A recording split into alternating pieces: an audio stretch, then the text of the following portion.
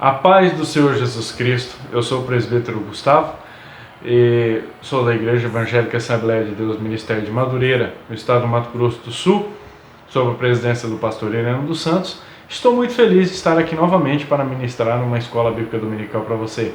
Por gentileza, se inscreva, deixe o like, compartilhe o vídeo, acione o sininho para as novas edições que serão lançadas. E o tema que nós vamos examinar hoje faz parte da revista A Importância da Palavra de Deus para o Bem-Estar do Ser Humano, cujo autor é o pastor Isaqueu Mendes de Freitas. E a lição que nós vamos estudar hoje é a rotina em excesso é porta da solidão.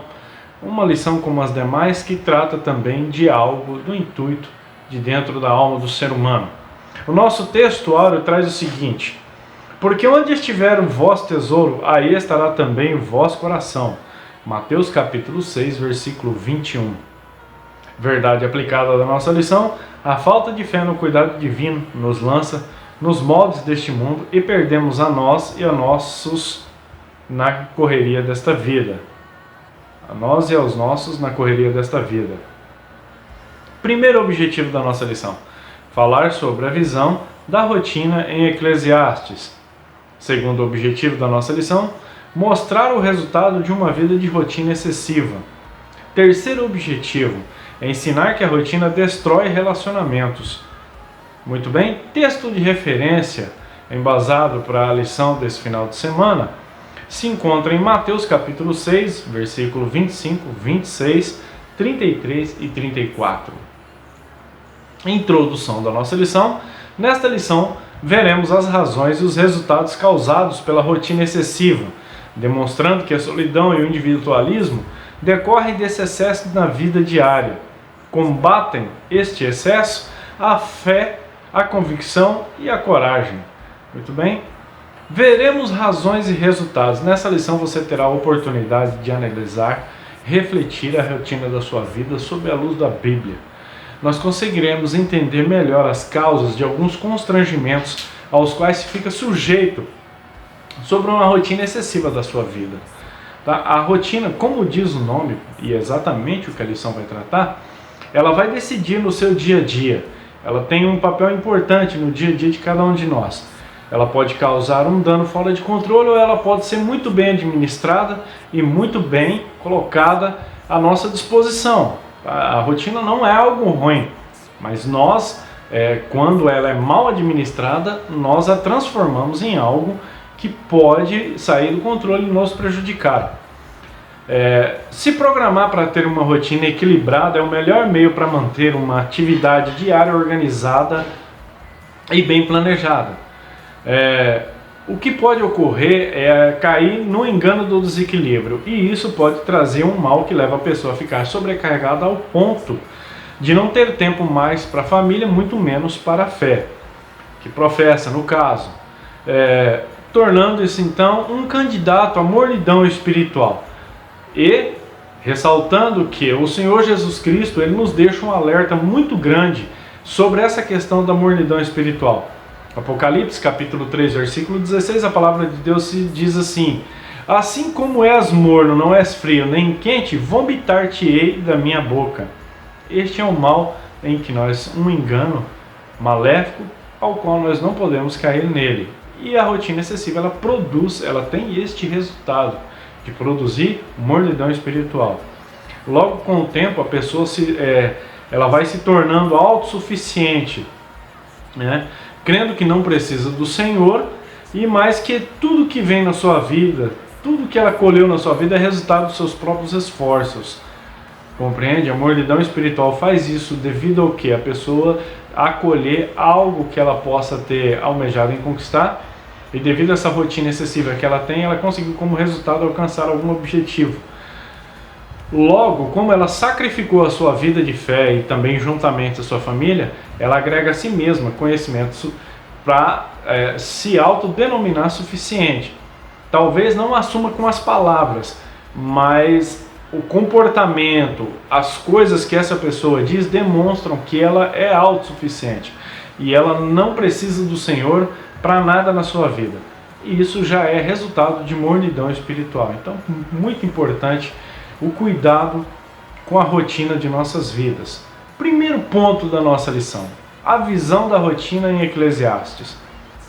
Aos que consideram a mensagem de Eclesiastes apresentada de forma áspera, às vezes contraditória, ao descrever a realidade de que as coisas são ilusórias, ou seja, são como vapor, que é inconsistente, vazio, incompreensível.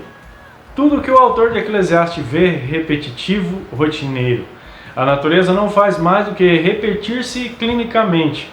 A história, segundo sua leitura, não traz nada de novo, porque a cada geração apenas repete o que as anteriores fizeram. Essa rotina não traz respostas novas às demandas da vida humana. Muito bem? Apenas repete o que as anteriores fizeram. O escritor aqui, ele quer nos passar a ideia de que uma vida onde se despreza a vontade de Deus, logo o indivíduo entra num estado de vazio, não adquirindo criatividade para nada. Ele simplesmente replica o que lhe foi ensinado, ou o que lhe foi mostrado, ou que ele mesmo cognitivamente conseguiu compreender. Tá? São atitudes medíocres segundo o autor da lição. O que ele está querendo demonstrar é que tudo se condiz como uma mesmice, né? Ela não assume um ponto de diferencial entre as épocas que foram se passando. Pelo menos é o ponto de vista que o autor ele quer nos passar. 1 e 1 da nossa lição: a rotina mina as forças da pessoa.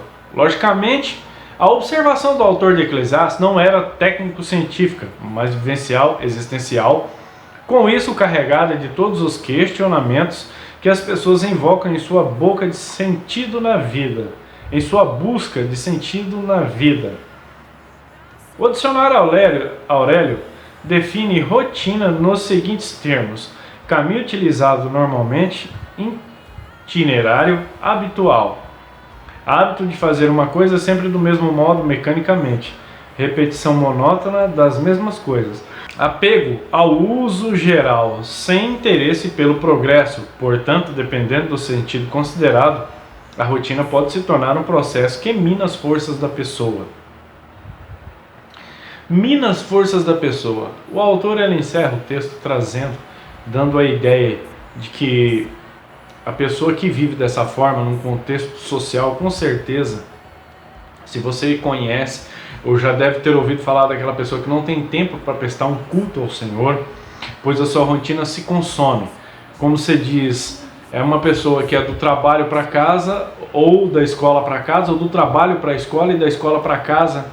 Ela não tem tempo, né, para disponibilizar, para ir buscar ao Senhor. Isso significa, a gente já pode considerar nessa linha de comportamento como uma rotina cansativa, alienada e individual, pois o passo seguinte é ela deixar de dar atenção para os familiares.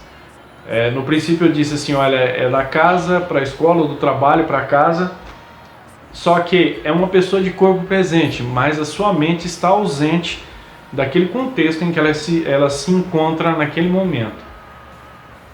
Né?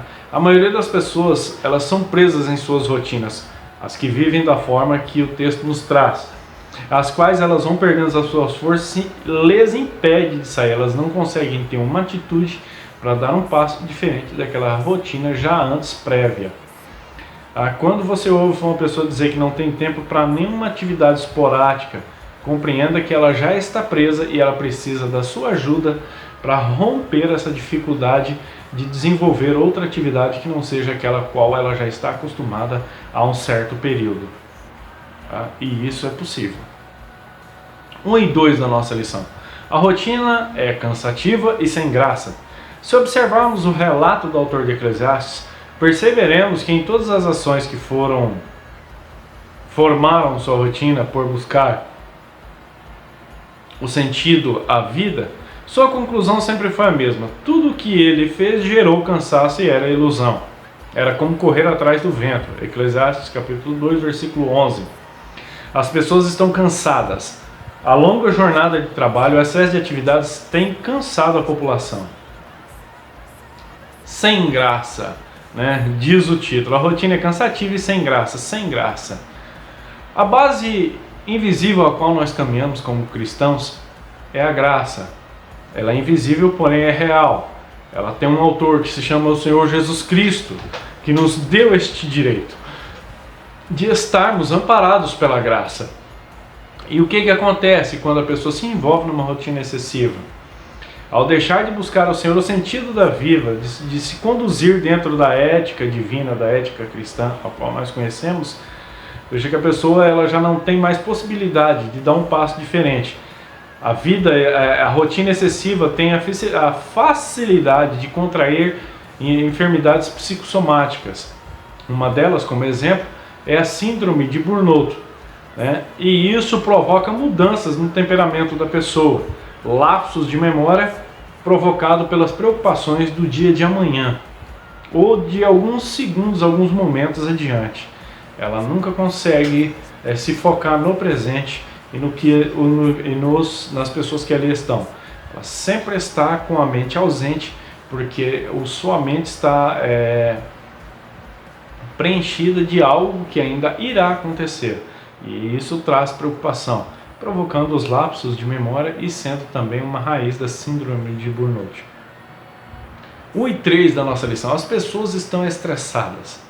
Não é por acaso que os consultórios psiquiátricos e psicológicos estão abarrotados, principalmente nas grandes cidades. O corpo e a mente não têm suportado a rotina cansativa e desgastante. O trabalho não é um problema, assim como as atividades e os compromissos que temos que assumir para sobreviver. Não vivemos numa bolha, nem numa sociedade alternativa. Precisamos trabalhar. O ponto principal é como estamos encarando a vida, como temos percebido nossas ações, se elas são refletidas e conscientes, e até que ponto a rotina tem nos dominado. Muitos não estão apercebidos a isto e estão sendo escravizados pela rotina. Ou seja, a rotina ela está lhes aprisionando de forma que eles não percebem como está acontecendo. E quando se dão conta, a rotina já construiu uma gigantesca fortaleza dentro da alma da própria pessoa, ao qual fica difícil da pessoa transpor estes muros que aprendem ali dentro. Uma outra situação que o comentarista traz nós dentro do tópico 1 e 3, as pessoas estão estressadas. A maioria das vítimas do estresse, eu achei que a lição ia trazer isso, mas não trouxe, então eu vou trazer para você. A maioria das vítimas do estresse são as mulheres, devido a ter que conciliar o profissional, domiciliar e familiar. São 3 ambientes em que a mulher tem que se sobressair.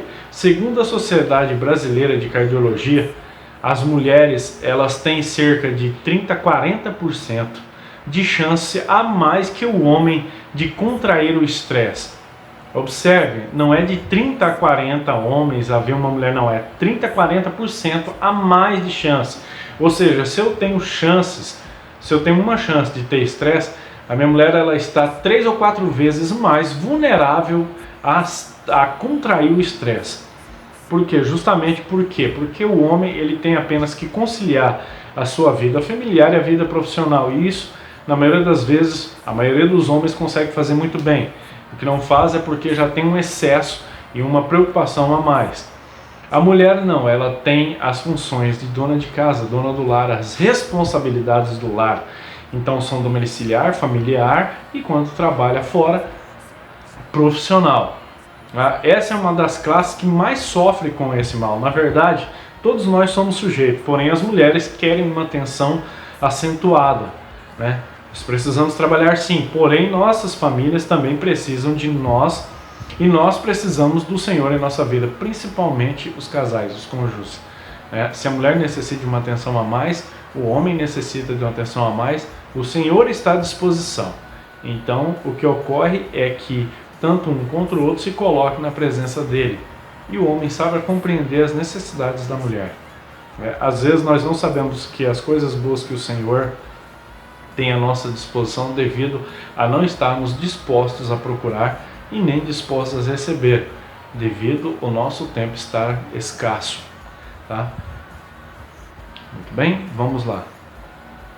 Encerrando o primeiro ponto, eu ensinei que a rotina pode se tornar um processo que mina as forças das pessoas. A rotina também é cansativa e sem graça, por essa razão muitas pessoas hoje estão estressadas. segundo ponto da nossa lição, e só relembrando que, segundo a lição, segundo ponto, nós encontramos mostrar o resultado de uma vida de rotina excessiva. A rotina excessiva é alienante, pois tira do indivíduo a possibilidade do ser de agir por consciência de si mesmo, não percebendo sua importância e autonomia. A expressão correr atrás do vento, muito utilizada pelo autor de Eclesiastes, tem um sentido muito forte de se buscar algo que não existe, de correr atrás do que não é essencial à vida e não podemos alcançar, muito menos segurar. Muito bem, aliena. O que significa essa palavra? Desviar, afastar, desconhecer assunto ou causa. Quando o autor fala sobre Salomão, sobre o vento, correr atrás do vento, ele está citando Eclesiastes capítulo 5, versículo 16, que diz o texto: é que proveito lhe vem trabalhar para o vento. Tá? É um trecho do versículo que Salomão encerra o versículo falando que proveito, né, com que o que a pessoa estivesse fazendo fosse vão. Nos passa a ideia de que, apesar de existir algo que exige muito esforço e compromisso, não é essencial para a vida, não é a essência de tudo, né, não é o resultado de tudo que você está buscando, por se manifestar de uma forma desequilibrada. Né? Para atingir esse objetivo, você tem que abandonar outros que necessitam de uma atenção maior. 2 em 1 da nossa lição. É melhor ter, desfrutar do que é essencial, do que ser escravo da rotina. Para Salomão, é melhor ter o que é essencial e aproveitar e desfrutar conscientemente disso do que ter sobrando, mas não saber o que se carrega. Ele denuncia que o ativismo promove uma rotina maçante e burocrática como um processo que não é aproveitado, que não traz paz e gozo à vida. Quantos de nós vivemos correndo sem saber para onde ir, lutando batalhas que não valem a pena, nos entregando às ansiedades desnecessárias, sendo controlados pela mídia consumista e muitas vezes sem perceber que isso não é essencial para uma vida equilibrada. Muito bem? Do que ter sobrando. Temos aqui um ponto de vista do autor da lição, onde Salomão ele se encontra numa condição que ele não soube o que é ter falta de alguma coisa na sua vida, ele não soube o que é ter falta de nada.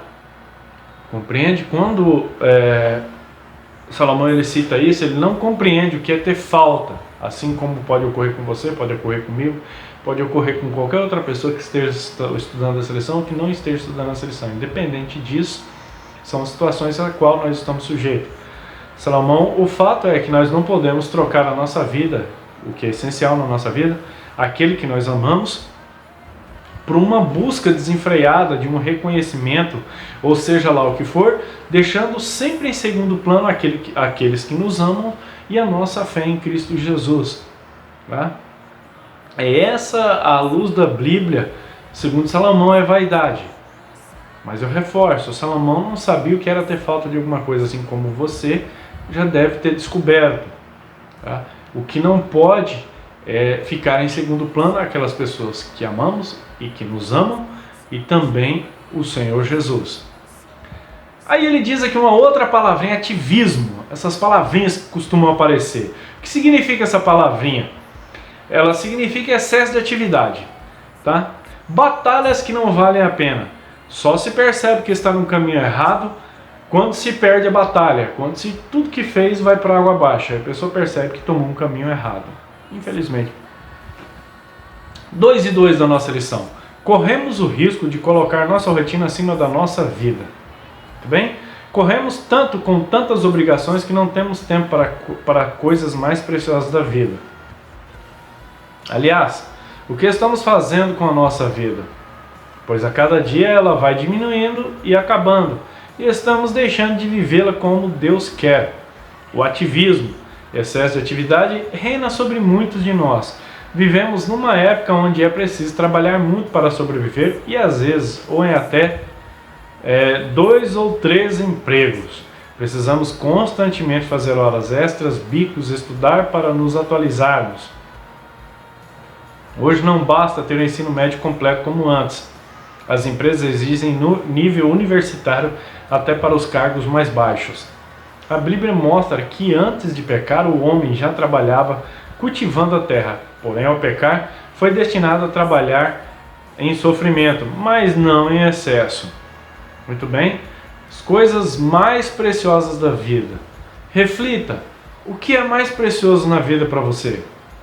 A rotina excessiva leva a pessoa a gastar tempo e energia em um único objetivo, algo que ela poderia distribuir sabiamente para uma programação, para poder ter mais tempo para a família, para aquelas pessoas que amam ela e que sentem a falta, isso que nós julgamos como mais precioso da vida, para ter comunhão e também comunhão com Deus, não conseguem fazer isso devido à rotina excessiva. Ela não consegue fazer uma programação para poder aproveitar de forma sábia, administrar este período. Mas não, tudo que faz é um único objetivo, apenas no trabalho ou naquela atividade que ela desenhou e projetou como uma estratégia de vida. Ela fica presa nisso. 2 e 3 da nossa lição. Combata o excesso de rotina tomando uma decisão de fé. São apresentadas a seguir 3 coisas que muito contribuirão nas atitudes a serem tomadas no combate à falta de tempo. Fé, coragem e convicção. Fé, é preciso acreditar naquilo que eu quero, naquilo que quero fazer para não procurar outra coisa e me desviar do foco e assim perder tempo. Sem fé não temos foco e direção, sem direção a seguir, me perco, então terei que voltar e refazer o caminho. Coragem, é preciso ter coragem para dizer não para as propostas de trabalho excessivas ou horas extras que se tornam mais vício do que necessidade. Convicção, Moisés continuou no foco de libertar o povo, ele tinha esta fé. O faraó começou então a colocar proposta para que Moisés não cumprisse o seu objetivo. Muito bem? Tomando uma decisão de fé. O teu foco como cristão é, em primeiro lugar, adorar e servir a Deus. Se isso já não está acontecendo, existe alguma coisa errada, tem algum problema. No Lucas, no capítulo 22, Jesus diz assim, olha, fazer isto em memória de mim, na grande ceia. Então, se isso não está acontecendo, alguma coisa está errada e alguma coisa muito séria para fazer com que um cristão abandone o ato de ter comunhão com os céus com a desculpa de um trabalho ou de qualquer outra coisa. Amados, como nós estamos citando essa lição, esse excesso de rotina não é uma pessoa que fica uma semana sem ir na igreja ou que vai apenas no domingo. Não é para essa pessoa, é para a pessoa que fica meses sem pisar o pé na igreja e diz cristão e compreende que tem um lugarzinho no céu. Como? Sem comunhão. Como se chega lá sem comunhão, sem Deus na vida? Então a rotina excessiva, ela se manifesta mais com este tipo de comportamento. Não é um dia, 2 que a pessoa deixa de ir na igreja. Não, ela fica meses sem pisar o pé na igreja. Ela está pouco se importando se tem o ato de comunhão ou se não tem, se deixou de tomar comunhão ou não, se tocou no corpo, no sangue do Senhor. Tá, para ela é indiferente. Ela simplesmente é resultado de seus próprios esforços, tudo que acontece na sua vida. É essa pessoa que a lição está abordando. Tá? Em segundo lugar, é viver bem com a família e aproveitar os seus dias com ela. Para se tomar uma decisão nessa linha de raciocínio, é preciso ter a mente de Cristo. Uma pessoa no seu intuito natural, no seu instinto natural, não consegue tomar essa decisão porque ela visa o quê? O ganhar. Ela visa aquela necessidade material. Uma pessoa que age nesse instinto na natureza caída não consegue tal feito. Deixar a rotina diária, abrir mão do caminho para Deus, é como se perder todo o sacrifício que já se tem feito. No Evangelho de Marcos, capítulo 8, versículo 36, as palavras do Senhor Jesus Cristo diz assim: pois que adianta um homem ganhar o mundo inteiro e perder a sua própria alma? Pois ele está sem comunhão e ele já começa a sofrer porque perde a sua própria família por causa da sua rotina excessiva. Eu ensinei que a rotina excessiva aliena as pessoas, por isso podemos correr o risco de colocar a nossa rotina acima da nossa vida. Para combater o excesso da rotina, devemos tomar uma decisão de fé. Amados, só lembrando que a lição ela não é sobre a pessoa que não vai na igreja, mas ela está trazendo um conteúdo que ela nos alicerça a compreender que a pessoa que já deixou de ir numa igreja também já está abandonando os pequenos atos, as pequenas condutas com a sua própria família. Para ela já tem o único sentido, é simplesmente galgar uma posição ao qual ela busca incansavelmente. Ela já está presa por uma rotina excessiva. 3 da nossa lição. A rotina enfraquece os relacionamentos. As pessoas que se entregam tanto ao trabalho, aos seus afazeres diários, que se esquecem de investir tempo em relacionamentos e nunca estão satisfeitas com o que já conquistaram. O autor de Eclesiastes percebia isso como um absurdo, como uma vida sem sentido. Entregam tanto ao trabalho outras ocupações que ficam pendentes, porém o trabalho nunca se entregará a ninguém. Somos sempre substituível.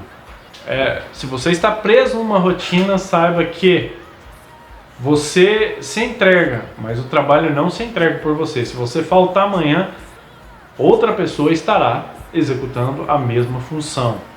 Esteja certo disso. Não somos insubstituíveis. Nenhuma empresa vai parar por sua falta. Mas o lar, ele pode deixar de existir devido à sua falta.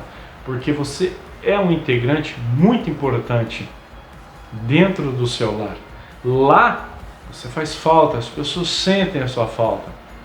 Então é esse que se devemos nos entregar verdadeiramente. 3 e 1 da nossa lição. A rotina fortalece o individualismo e promove a solidão. A rotina excessiva vai limitando o indivíduo a si mesmo, ao ponto de ele se fechar em seu mundinho e se esquecer que existe vida lá fora. Ninguém faz nada sozinho, ninguém chega a lugar nenhum sozinho. O segredo de uma vida bem vivida está também com quem dividimos o nosso tempo e a nossa vida. Muito bem, com quem dividimos o nosso tempo e a nossa vida? Os amigos do trabalho nunca terão o mesmo amor que a sua família pode oferecer. As 8 horas tão dedicadas ao excesso de comprometimento leva a pessoa a pensar os companheiros de trabalho como um integrante familiar. Mas ele não é, ele tem a própria família dele para dar atenção.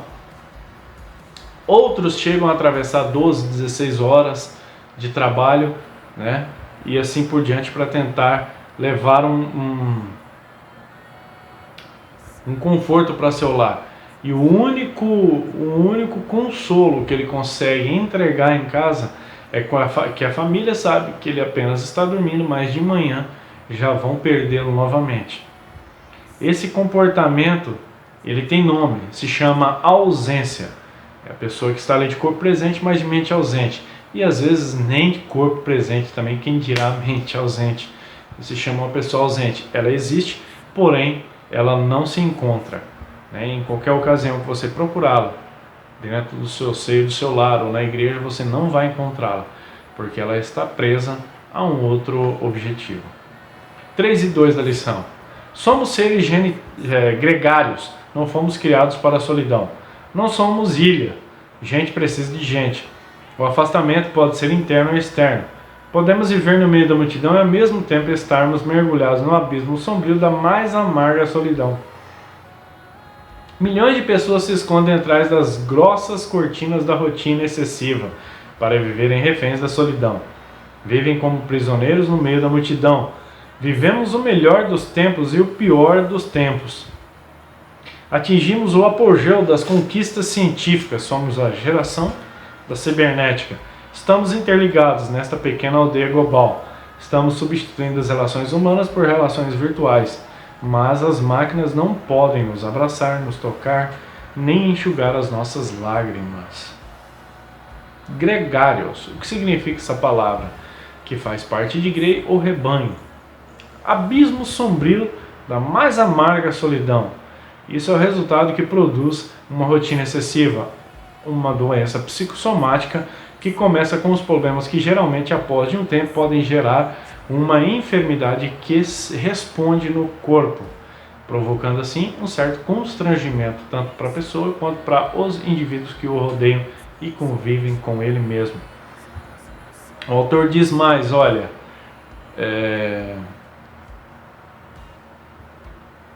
substituindo relações humanas por relacionamentos virtuais. Já disse, torno a repetir e sempre vou dizer, um relacionamento virtual jamais será como um relacionamento presencial, uma amizade presencial, que, como diz o autor, não podemos abraçar, nós não podemos tocar, nem enxugar as nossas lágrimas. Simplesmente está lá do outro lado e você do lado de cá.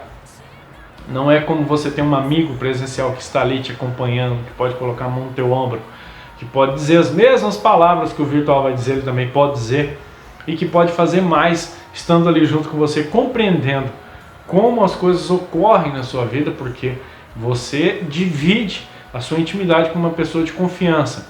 Então é extremamente importante que a solidão não encontre lugar em nossa alma. 3 e 3 da nossa lição. Tome uma atitude, resgate a vida e os relacionamentos. Encontramos o exemplo do apóstolo Paulo, que iniciou o seu ministério e teve um problema com Marcos. E tal contenda houve entre eles que se apartaram um do outro. Barnabé, levando consigo a Marcos, navegou para Chipre. E Paulo, tendo escolhido a Silas, partiu, encomendado pelos irmãos à graça de Deus. Mas já no final de sua carreira, preso em Roma, reconheceu que era necessário resgatar o seu relacionamento com Marcos, reconhecendo seu valor e importância para ele. Devemos caminhar nessa direção de reconciliação e perdão. Conclusão, não. Ensinei que a rotina enfraquece relacionamentos, fortalece o individualismo e promove a solidão. No entanto, não fomos criados para a solidão. Conclusão da nossa lição: a rotina excessiva é cansativa, alienada e enfraquece os relacionamentos. Não defendemos uma vida sem regras, sem caminho a seguir, sem trabalho e atividades. O que observamos é que todo excesso é perigoso e pode tornar a rotina um ciclo vicioso e amarrar a pessoa na solidão. Amado e querido irmão, Deus te abençoe. Muito obrigado por sua atenção. Eu compreendo que talvez eu não tenha dito tudo que talvez você gostasse de ouvir, mas a revista ela esclarece muito a nossa compreensão a respeito da rotina de vida. Lembrando que uma boa parte dos pastores vive uma rotina de vida estressante, cansativa e não tem tempo para a família. É necessário uma administração e uma oração junto a Deus para que se tenha uma compreensão sobre a verdade da Bíblia Sagrada e o amor à família sobre a luz da Bíblia, e que uma não influencie as demais. Deus abençoe a todos em nome do Senhor Jesus Cristo. A paz do Senhor.